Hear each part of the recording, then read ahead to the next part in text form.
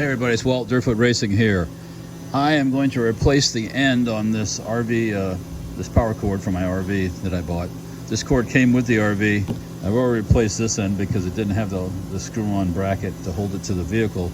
But when I examined this one closer, it had already been melted partially in there, so there could be some issues inside.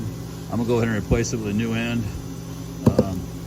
These things are not that expensive. If this one came with instructions to show you how to do it, this one did not.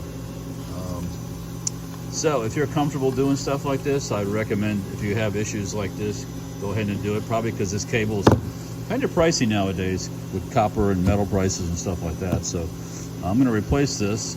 I'll probably set the camera up and show you how I do it. I'm not a professional at this by any means, but I've done lots of extension cords over my time, so this should be pretty easy. So especially with these halfway decent instructions. So stay tuned and I'll show you how I do it. First thing I'm going to do is I'm going to cut the end of this, the old one off.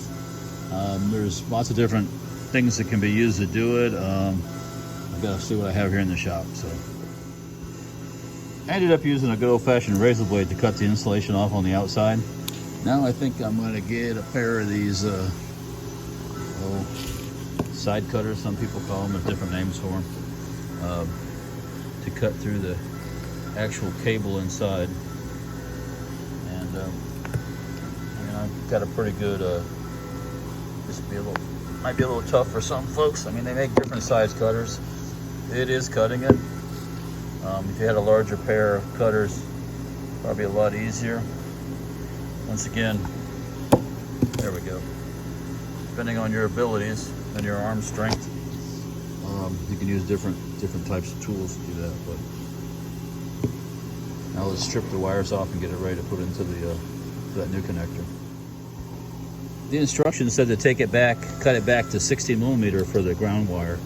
So that's what I did. It seemed like a lot when I first read it, but it makes sense now. So got those. The black and the white wire get trimmed to 50 millimeter, so I'm gonna do that right now. Okay, I followed the directions. I trimmed the ends of the wire back to 12 millimeter. Usually I don't follow the directions like this, but I did this time because they were there. And now we've got the strain release slid on.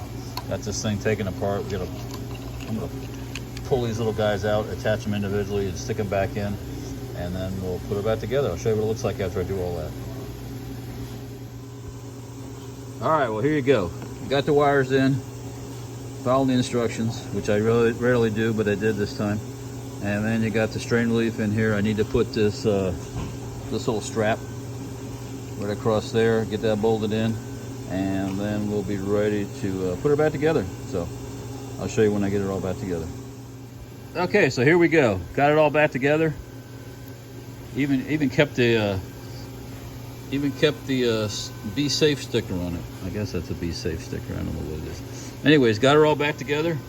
Got the screws back in. Got the strain relief strap back on, and it is ready to go back into service. Actually, it was pretty easy to do.